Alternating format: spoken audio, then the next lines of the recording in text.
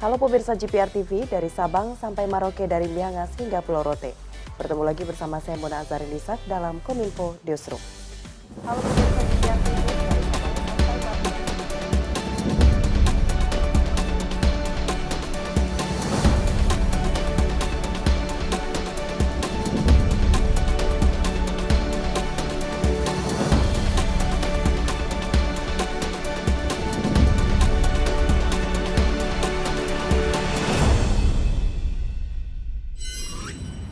Pemirsa, kita ke informasi pertama terkait adanya penyakit wabah mulut dan kuku pada hewan yang ditemukan di Jawa Timur dan Aceh.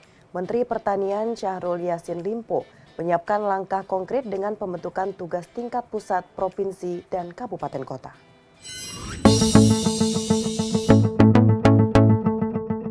Kementerian Pertanian terus berupaya menangani penyakit wabah mulut dan kuku atau PMK pada sapi yang ditemukan di Provinsi Jawa Timur dan Aceh. Menteri Pertanian Syahrul Yassin Limpo dalam konferensi pers mengatakan pihaknya tengah menyiapkan langkah konkret seperti membentuk gugus tugas tingkat pusat, provinsi, dan kabupaten kota. Mentan mengimbau kepada masyarakat agar tetap tenang dan tidak panik secara berlebihan, karena pihaknya melalui Pusat Veteriner Farma di Surabaya tengah memastikan tingkat dari jenis PMK yang telah teridentifikasi di sejumlah daerah di Jawa Timur.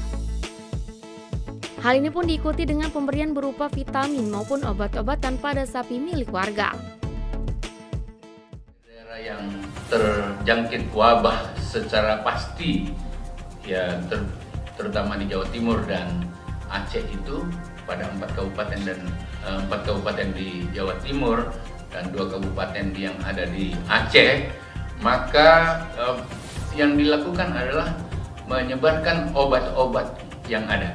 Ada 3 bentuk obat yang sekarang ini sudah diturunkan, dan untuk menunggu sampai vaksin kita bisa temukan seperti apa untuk melakukan intervensi yang ada. Yang kedua, juga kepada daerah-daerah. Kita sudah sepakat tadi dengan seluruh unsur, dan besok akan kita rapatkan lagi secara virtual dengan beberapa bupati dan lain-lain, gubernur, agar penyuntikan vitamin dan obat-obat antibiotik termasuk obat-obat yang terkait langsung dengan penguatan imun dari binatang yang ada akan diturunkan oleh Pak Dirjen kepada semua kabupaten dan provinsi.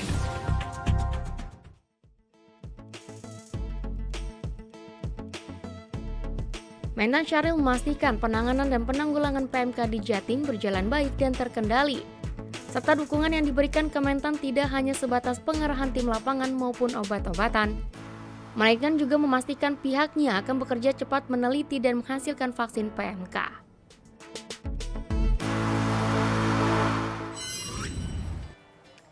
Sementara itu, Kapolri Jenderal Listio Sigit Prabowo menyatakan pihaknya turut mendampingi pengawasan penanganan penyakit mulut dan kuku hewan ternak sapi yang tengah mewabah dengan sinergitas antara Dinas Peternakan dan jajaran Polri.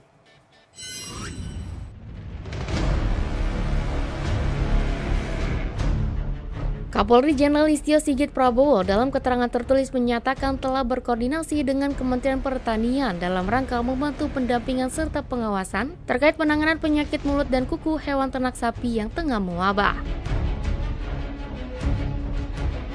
Pihak kepolisian juga akan ikut membantu melakukan pengecekan ketat terhadap proses perdagangan hewan ternak dengan merujuk dari hasil pemeriksaan dokter hewan dari Balai Karantina Dinas Pertanian dan Peternakan. Sementara itu, kepolisian bersama dengan Dinas Peternakan juga sudah melakukan pendataan untuk menentukan luas penyebaran serta jumlah ternak yang berpotensi tertular penyakit PMK.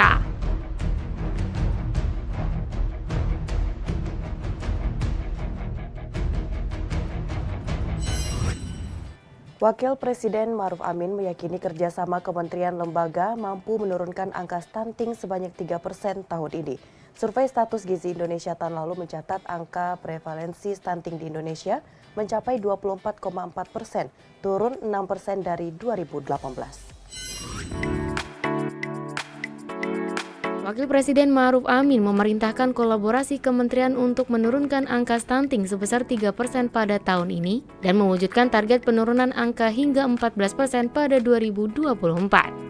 Wapres memaparkan berdasarkan hasil survei status gizi Indonesia tahun 2021 yang dilaksanakan Kementerian Kesehatan, angka prevalensi stunting di Indonesia pada tahun 2021 sebesar 24,4% atau menurun 6,4% dari angka 30,8% pada tahun 2018.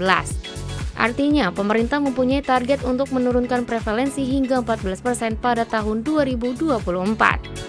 Untuk itu, Wapres berharap setiap kementerian lembaga dapat menyusun rencana pencapaian setiap target antara yang menjadi tanggung jawabnya dan memastikan kecukupan dana, sarana, serta kapasitas implementasinya.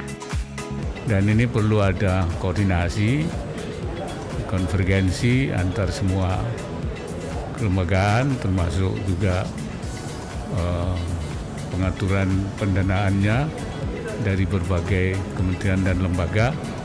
Dan dari pertemuan-pertemuan ini kita harapkan ada percepatan-percepatan karena intervensi-intervensi yang dilakukan dari berbagai lembaga itu bisa efektif dan bisa tepat sasaran seperti yang kita lakukan.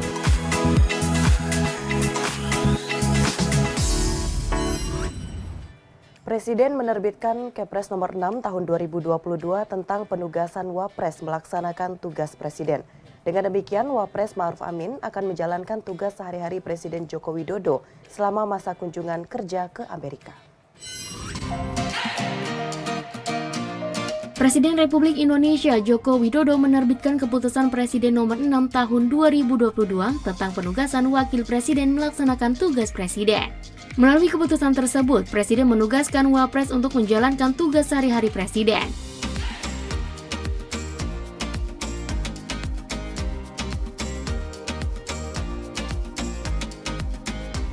Dalam kutipan Kepres itu juga menyatakan apabila dalam jangka waktu penugasan perlu ditetapkan suatu kebijakan baru, maka Wapres sebagai pelaksana tugas wajib terlebih dahulu berkonsultasi dan meminta persetujuan Presiden.